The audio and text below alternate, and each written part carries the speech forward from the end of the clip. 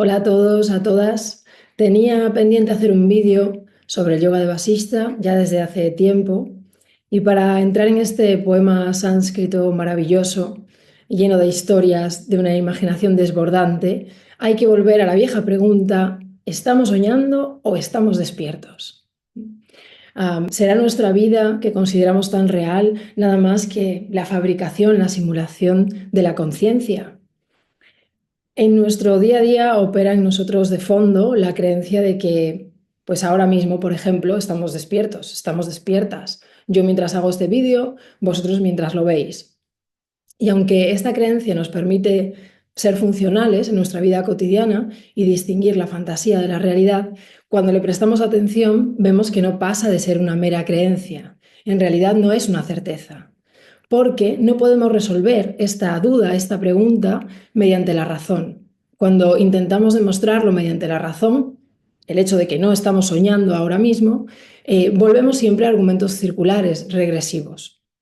Esta cuestión sobre la diferencia entre lo real y lo ilusorio, si ahora mismo esto es real, el territorio de la vigilia es real o estamos soñando, a lo mejor no interesa mucho a la ciencia, puesto que no se puede verificar, pero sí es una cuestión de naturaleza filosófica que ha atravesado toda la historia de la filosofía a nivel global. Esta pregunta está siendo hoy rescatada en su versión tecnológica en relación a los mundos virtuales. ¿Qué estatus de realidad le otorgo a esos mundos tridimensionales donde yo me puedo generar un avatar, entablo relaciones con otros avatares, me desenvuelvo en espacios que imitan los espacios, las ciudades físicas empíricas, puedo incluso construir una familia, enamorarme en el mundo virtual, puedo tener propiedades, me pueden robar, me pueden herir, me puedo identificar además con el cuerpo de mi avatar, con ese yo digital? Bueno, ¿qué realidad le otorgo a las vidas paralelas que podemos crear en plataformas como Second Life, por ejemplo?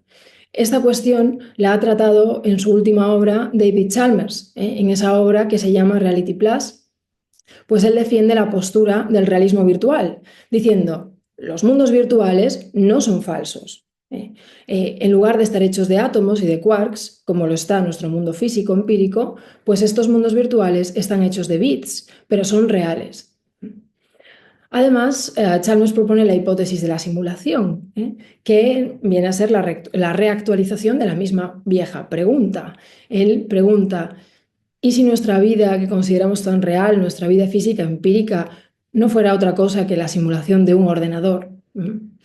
¿Y si en realidad fuésemos el producto de un programa informático? Nosotros mismos podríamos ser nada más que avatares hechos de átomos, ¿no? Por decirlo de esta manera.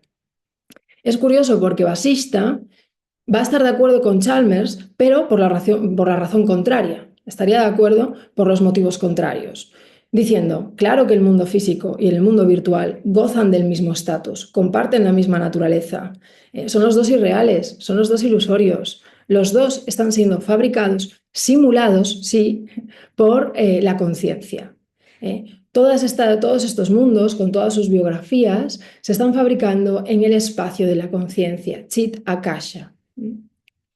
Vasista defiende que todo es conciencia, Chimmatra, y que en este espacio de la conciencia, que es como un cine, se proyectan a modo de película pues todas las biografías, las narrativas en las que nos vamos infiltrando como actores, como actrices, nos vamos identificando con la trama, con lo que le ocurre a los personajes, olvidamos que estamos en una película y además entramos a formar parte de una trama deseante, donde nuestros propios deseos van fabricando la continuidad del relato, los futuros pasos que damos, nuestras futuras situaciones, circunstancias, encarnaciones. Es la propia trama deseante que nosotros vamos construyendo un poco de forma ignorante y negligente y que nos va llevando a la siguiente estación en el camino. Pero en realidad esto solo está siendo proyectado en el espacio de la conciencia.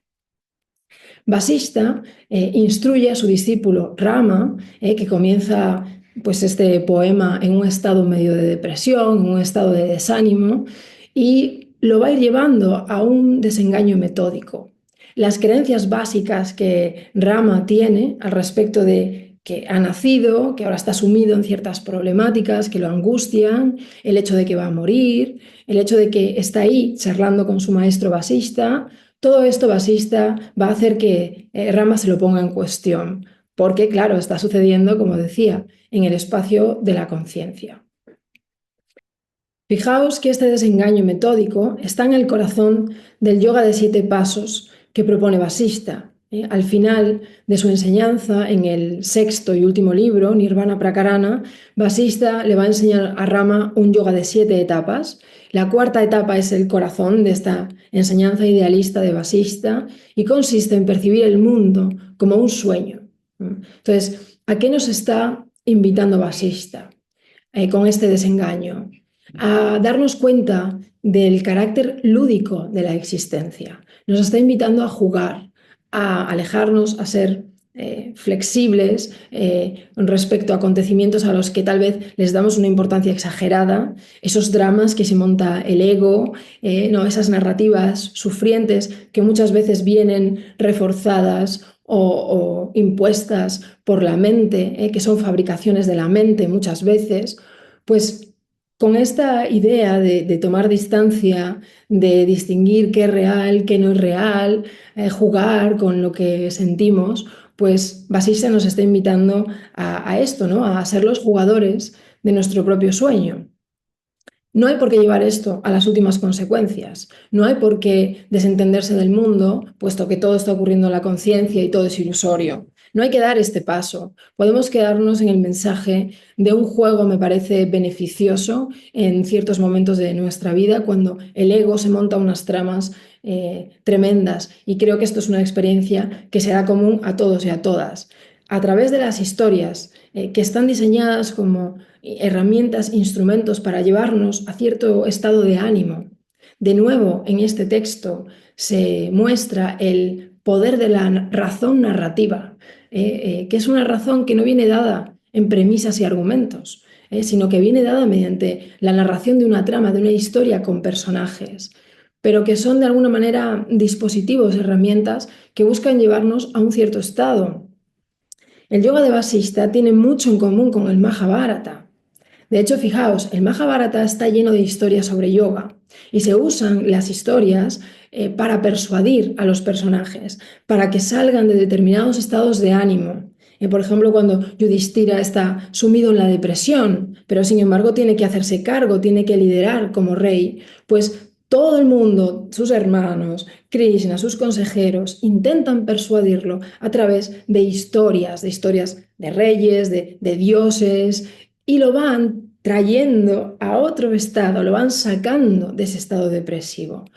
Yudhishthira no está en un estado en el que pueda razonar, admitir argumentos, premisas.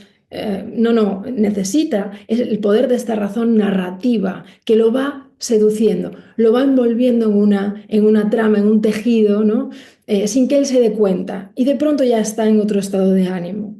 Esto lo hace Vasista con Rama, que comienza, como decía la obra, en un estado de desánimo, lo va a ir persuadiendo de que todo aquello en lo que cree tal vez no sea tan cierto ni tan real a través de historias maravillosas, ¿no?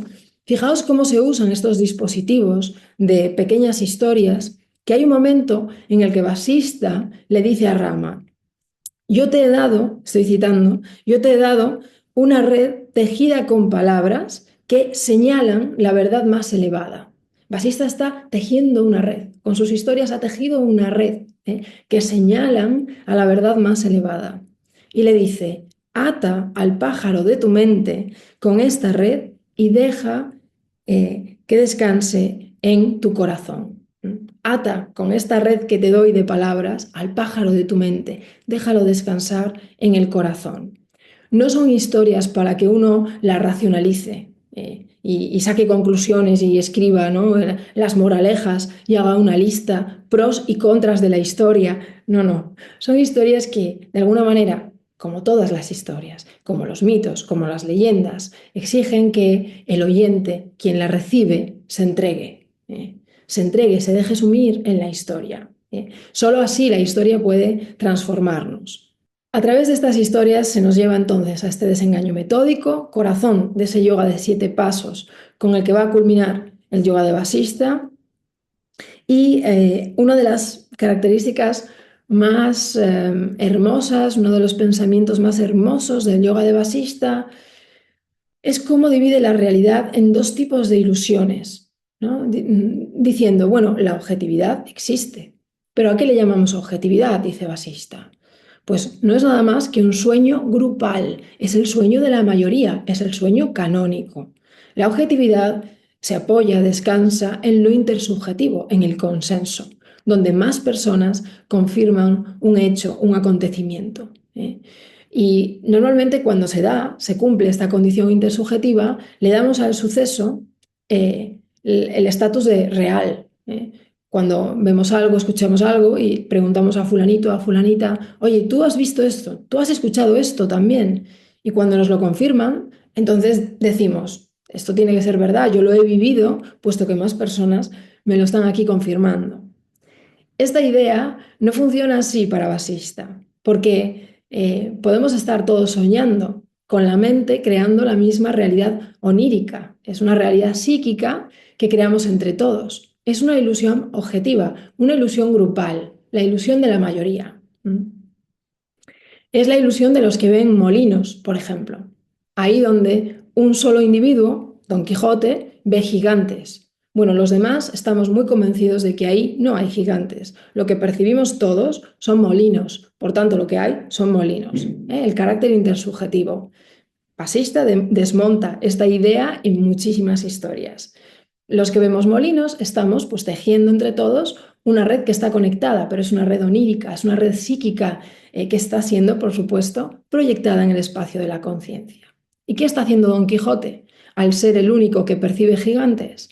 Bueno, se está desviando del sueño objetivo, del sueño mayoritario, y como libre soñador que es, está creando su propia ruta onírica, está creando su propia realidad al margen de la mayoría. Es su sueño o su construcción de la realidad es privada. Y entonces de ahí que muchas veces pues pensemos que se equivoca, que se desvía, bueno, que es menos real lo que él percibe.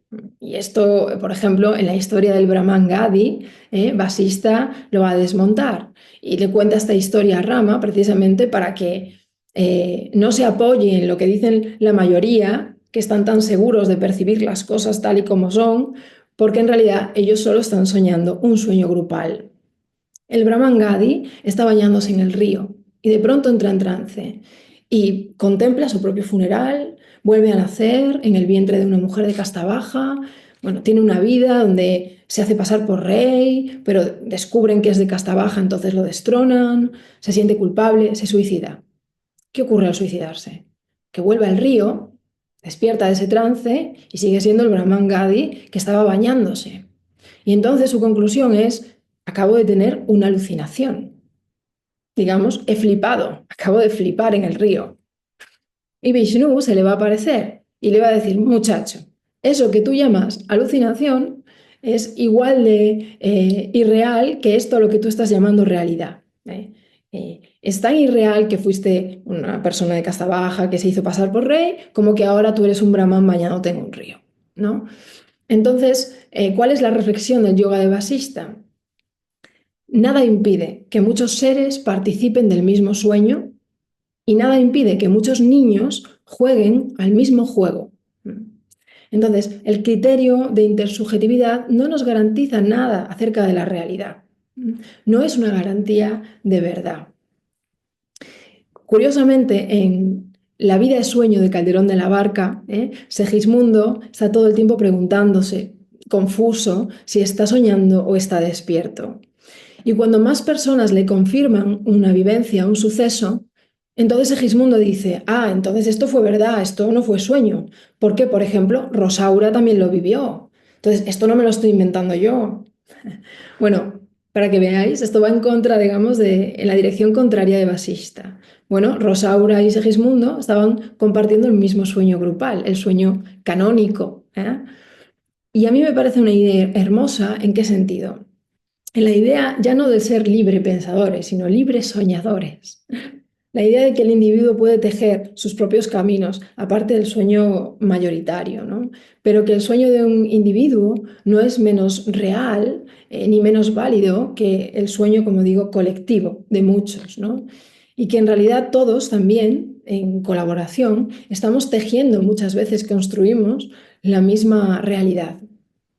Obviamente estamos en brazos, en manos de un idealismo subjetivo radical, ¿no?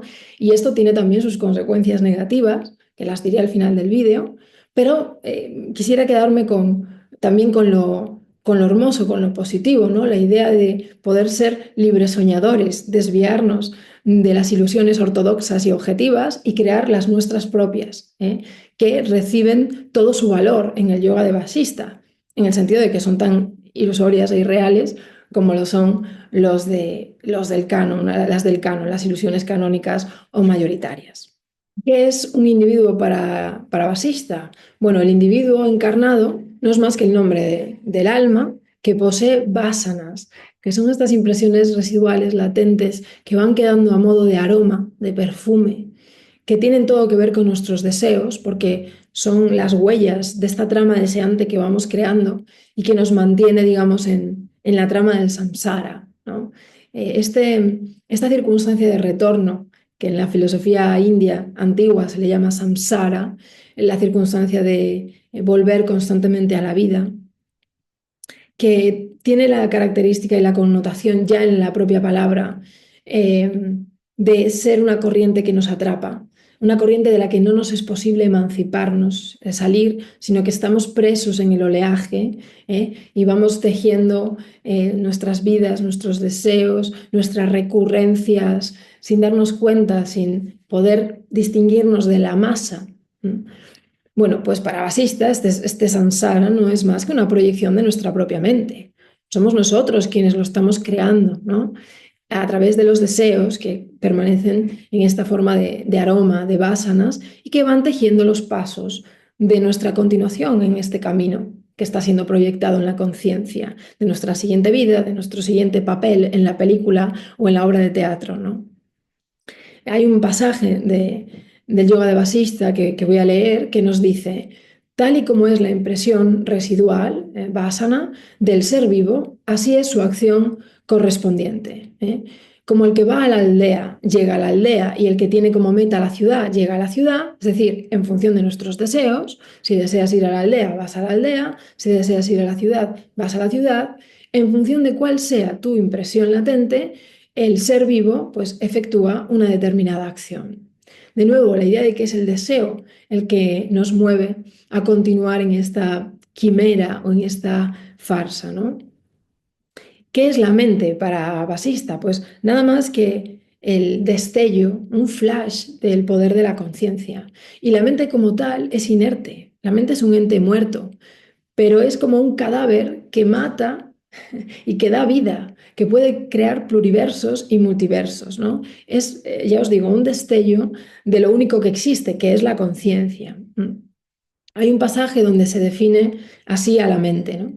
La mente es el destello del poder de la conciencia, la mente se convierte en el viento mediante los movimientos, en luminosidad en las luces, deviene fluidez en los fluidos, solidez en la tierra y se convierte en vacuidad en las condiciones del vacío. La mente es el destello del poder de la conciencia mientras permanezca el deseo omnipresente. Convierte lo blanco en negro y a lo negro vuelve blanco. La mente produce el poder de la visión que carece de las limitaciones del tiempo y del espacio. La mente es una cárcel, pero también puede ser un portal de liberación. Según los deseos que va tejiendo, pues la mente nos construye determinados escenarios, determinadas situaciones en las que nos vemos implicados. Hay otra forma de describirla, en otra historia se nos dice: debido al deseo, la mente muere; debido al deseo, la mente nace de nuevo. Por causa de la costumbre, en la inercia, la mente sin forma se convierte en vida. Pero como os decía, la mente como tal es un ente muerto, es inerte, ¿no?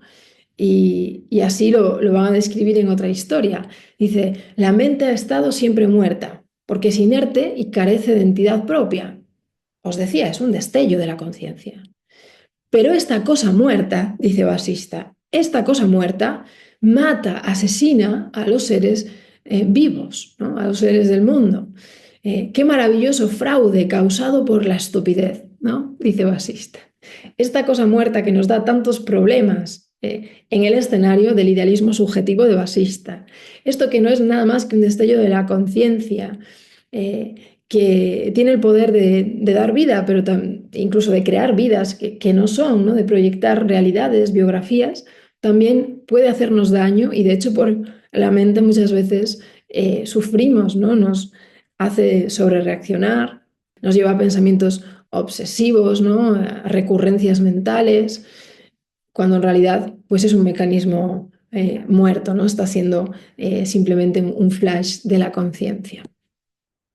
Luego también es interesante ver que, del mismo modo que en el yoga de Vasista se defiende que uno no ha nacido y el mundo como tal no ha nacido y por tanto no puede ser destruido, tampoco nosotros, al no haber nacido, podemos morir. La muerte también es falsa. Esto sigue un poco la estela del Ayativada, de la teoría de la no originación, que de alguna manera también está presente en el budismo Mahayana, en las estrofas del vedántico Gaudapada, que está influido por el budismo, en la idea de lo que no ha nacido no se puede destruir. Bueno, pues nosotros no hemos nacido, Rama no ha nacido, por tanto no es cierto que vaya a morir. Esta es otra gran diferencia respecto a la vida sueño de Segismundo. Segismundo no duda que ha nacido, se pregunta por qué y para qué ha nacido, pero nunca pone en duda el hecho mismo de haber nacido. Y de hecho, tiene mucha esperanza en la muerte, como si la muerte fuera a despertarlo de esta vida efímera, de esta vida que es sueño, ¿no? Bueno, para Basista el nacimiento es una ficción y la muerte es una ficción, ¿no? Al final, os decía, esta trama deseante en la que nos vemos implicados, que va tejiendo el samsara, es una ficción de nuestra propia mente, está siendo proyectado en el espacio de la conciencia. Y en la historia de Lila, ¿no? Que es una historia la más larga del yoga de Vasista, la historia de la reina Lila, pues hay un momento donde Lila, que está llorando por la muerte de su marido, la diosa Sarasvati le hace saber que tan solo hace 8 días ella y su marido eran no un rey y una reina, sino dos brahmanes que vivían en otra ciudad y tenían un hijo y que los dos fallecieron y como pues deseaban ser reyes, por simplificar, pues volvieron a encarnar en esa vida donde son la reina Lila y el rey Padma. Claro, esto sorprende mucho a Lila, porque ella ya tiene su edad, ya tiene, imaginaos, 30 años. Dice, ¿cómo iba a ser yo hace 8 días la mujer de un brahman? Si yo ya tengo 30 años y yo no, ya estoy en esta vida como reina. Bueno, esta es una de las historias, de las múltiples historias donde Vasista nos hace dudar de la percepción del tiempo, de la percepción del espacio, que también están siendo creados por la mente, ¿no? O sea, en el yoga de Vasista todas las creencias básicas, todas las percepciones que damos por consolidadas se van a derrumbar a través de numerosas historias, ¿no? Y entonces la diosa Sarasvati, además de hacerle ver que los escenarios espaciotemporales no son los que Lila cree, además le va a explicar que la muerte es falsa, ¿no? Y que es tan real que ella y su marido hace 8 días fueron brahmanes, como que en esa vida eran reyes, es tan real que han nacido como que han muerto. Es decir, es todo ilusorio, está siendo proyectado por la, si se quiere, imaginación de la conciencia, ¿no? El deseo, la idea de que el deseo es el que nos lleva a la siguiente vida, a la siguiente circunstancia, a la siguiente situación en la vida, está relacionada con la imaginación, ¿no? Desear implica imaginar. Y en el yoga vasista, lo que imaginas de forma recurrente, aquello que se convierte en un anhelo obsesivo, en un anhelo repetitivo, se cumple. Se cumple de un modo u otro. Tal vez no de la manera en que lo deseas, pero te acabas viendo en una situación que te hace vivir la base, el corazón de lo que tú deseabas. Por eso esta idea, ¿no? Eran brahmanes, pero uno de ellos deseaba poder, ¿no? El brahman deseaba poder, su mujer deseaba poder volver a encarnar con él cuando muriesen. Bueno, pues en su siguiente vida uno es un rey y ella lo acompaña como reina. Es el deseo, es el deseo, es esta idea recurrente, que no necesariamente, cuidado, es un deseo superficial que yo puedo percibir. O sea, no es un deseo que yo pueda detectar, que es un pensamiento que yo tengo claro y digo, deseo esto, así, verbalmente, explícitamente.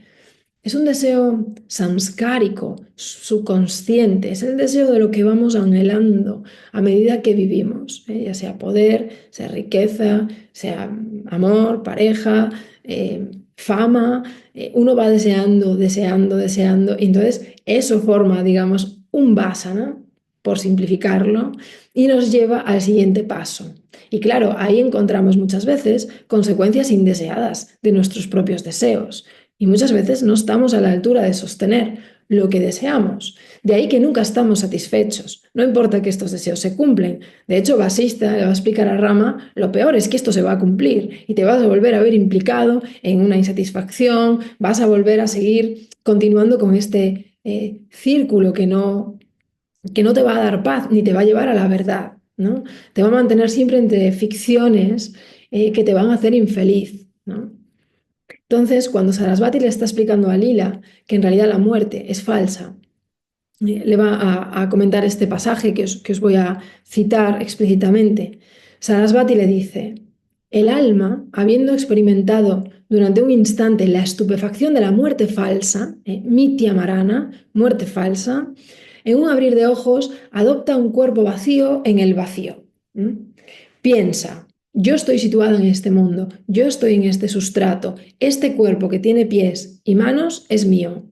Cuando piensa sobre el cuerpo, el alma piensa, yo soy hijo de este padre, de esta madre, tengo tantos años, etc.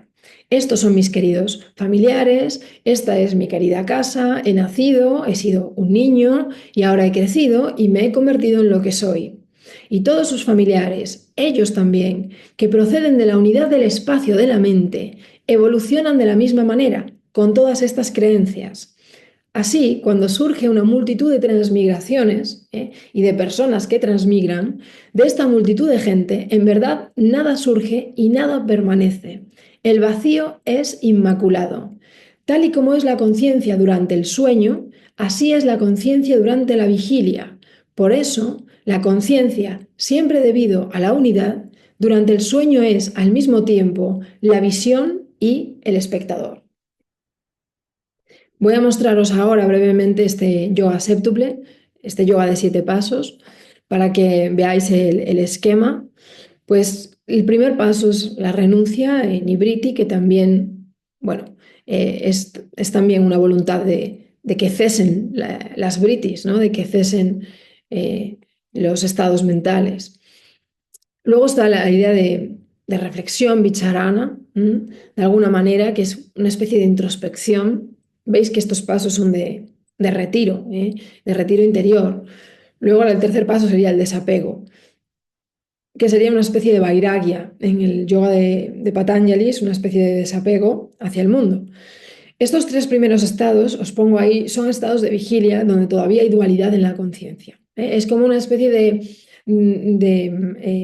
paso preparatorio, donde uno se va retirando, se va distanciando, va creando las condiciones de aislamiento que le permitan entrar en la cuarta etapa que os decía antes, que es el corazón de este idealismo subjetivo, y es swapna loka, percibir el mundo como un sueño. Y aquí el yogi, la yogini, se libera de divisiones, de dualidades y se va a sostener en la unidad. Va a percibir que esta realidad que ha tomado siempre por válida, en realidad es una fabricación de la conciencia. Y al percibir esto, ya está colocándose en esa conciencia, ¿no? Está colocándose en otra posición que le permite desengañarse del mundo y contemplarlo como un sueño. Y por tanto, empezar a soñar más libremente, empezar a asumir y a participar del carácter lúdico de la existencia. Empezar a ser más flexible, a distanciarse del ego, las fabricaciones mentales, los dramas tienen menos peso, etcétera, etcétera. Los pensamientos obsesivos ya no tienen lugar. Ahí estamos en la etapa de percibir el mundo como un sueño. Nos da una cierta ligereza, nos da una cierta liviandad para ser más flexibles, para danzar. Es una especie de danza. Luego estaría el quinto paso, el Advaita Sushupta, que ya es el no dualismo que encontramos en el estado de sueño profundo, donde el yogi ya descansa en el Atman, en eso que sí es real, ¿no? En el sí mismo verdadero, en el Atman. El sexto paso es la liberación en vida, que se defiende en varias historias del yoga de Vasista, donde se está más allá de la dualidad y de la no dualidad en un puro vacío. El Jivan Mukta o liberado en vida se supone que solo tiene una vasana, una de estas aromas, y es una vasana purificada, es el sattva, tiene la fenomenología de lo lúcido, de lo transparente, lo sosegado, lo que permite a través de su transparencia ver las cosas tal y como son, permite un cierto sosiego y es una vasana que nos permite precisamente seguir en la existencia, implicarnos en ella, pero jugando. También sattva tiene el carácter de lo ligero, de esa ligereza que decía antes, ¿no? Del carácter lúdico. Luego el último paso, que ya sería la liberación definitiva, sería una liberación que abandona el cuerpo, ¿no? Abandona la existencia y que no se nos describe porque es indescriptible. Bueno, llega el momento de preguntarse cuál es la conclusión que sacamos de esta enseñanza de Vasista. Nos está invitando a danzar, a jugar con la existencia, a tejer nuestro propio sueño, a crear, por supuesto, un sueño cada vez más transparente, más desengañado, ¿no? Más libre también. Y esto puede llevarnos a dos actitudes vitales muy diferentes. Una que es escapista, donde se fomenta la huida y donde, uno puede llegar a concluir que como todo es ilusorio, pues todo lo que ocurre en la sociedad, todos los acontecimientos políticos, pues son todos un juego de la conciencia y por tanto yo me retiro en mi caparazón y voy a jugar como a mí me dé la gana y con quien a mí me dé la gana, porque total, esto no es real. Bien, ahora mismo tenemos una ola de neovedanta, de autoayuda, de YouTube, de redes sociales, de libros, donde se simplifican estas filosofías idealistas, que son muy complejas, se simplifican para decirnos este mismo mensaje de escapismo. Y hablan desde el mundo y para la gente que vive en el mundo, lo cual, además de peligroso, es contradictorio. Porque si tú realmente crees que lo único que existe es tu yo interior y no le das a lo externo ningún valor y ninguna realidad, yo creo que lo natural sería que te convirtieras en un asceta y dejaras todo lo social, las redes sociales, el compromiso con lo social, dejaras de seguir predicando hacia afuera que todo es ilusorio, ¿no? Sigue a esa intuición de lo verdadero y retírate. Esta ruta no la voy a seguir, por supuesto, no me parece valiosa, me parece una simplificación además. Pero también podemos sacar de la enseñanza de Basista una conclusión más justa y es precisamente el asumir, como decía, este carácter lúdico para darle más ligereza, más libertad, para sacar peso a los dramas y los castillos que fabrica la mente, darnos cuenta del poder también que tiene nuestra imaginación, nuestros deseos. Los pensamientos recurrentes generan no solo estados de ánimo, que además muchas veces son somáticos y llegan al cuerpo físico, también generan muchas veces situaciones, ¿no?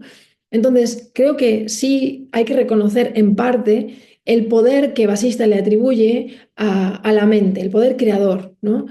Yo creo que no va desencaminado, pero no hace falta tampoco exagerarlo, ni llegar a decir, bueno, toda la realidad, todo lo que nos ocurre es la creación de nuestra mente. Pues no, ¿no? Habrá parte de diálogo y colaboración. Pero sí me parece que al invitarnos a jugar, a deshacer los laberintos de la mente, se nos está dando a ver la responsabilidad que tenemos en esa atmósfera mental, ¿no? La responsabilidad que tenemos a la hora de cultivarla. Y os invito, por supuesto, a leer las historias que cuenta Basista, y donde muchos de sus personajes se ven metidos en líos tremendos precisamente por mentes muy poco entrenadas, mentes muy negligentes, que van a la caza de sus deseos y no siempre o casi nunca les sale bien esto, ¿no?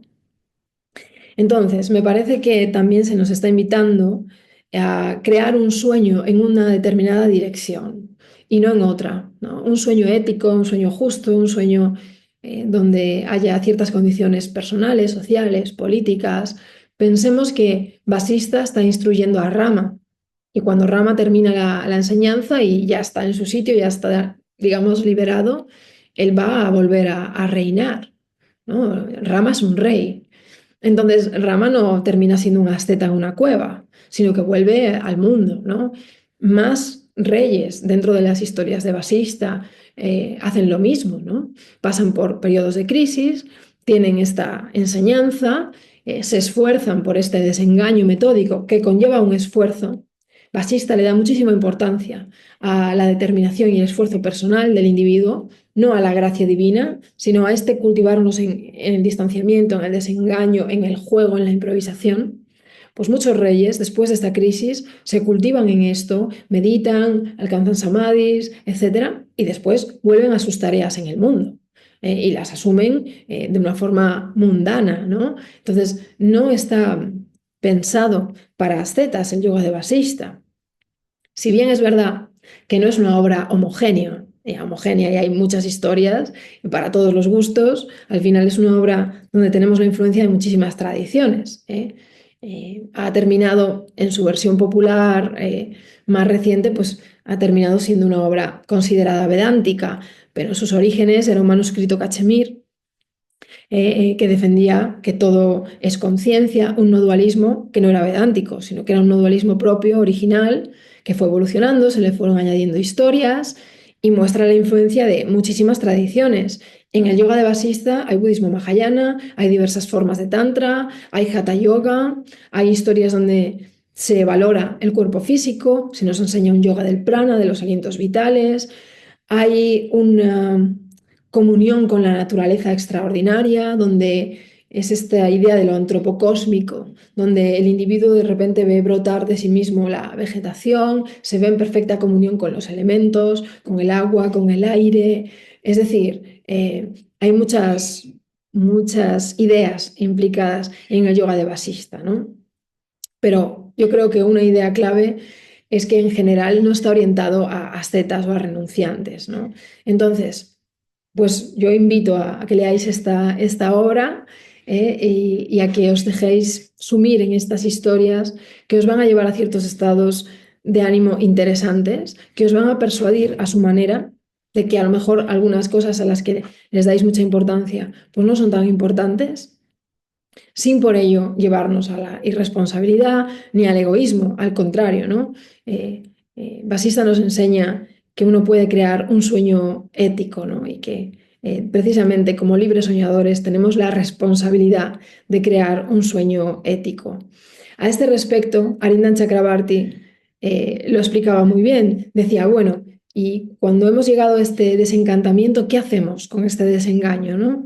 Y decía, el desencantamiento debe ser compatible con vivir amigablemente en el mundo empírico y pagar las deudas morales y sociales que hemos contraído con él, ¿no? Dice, aunque solo sea por los viejos tiempos, ¿no?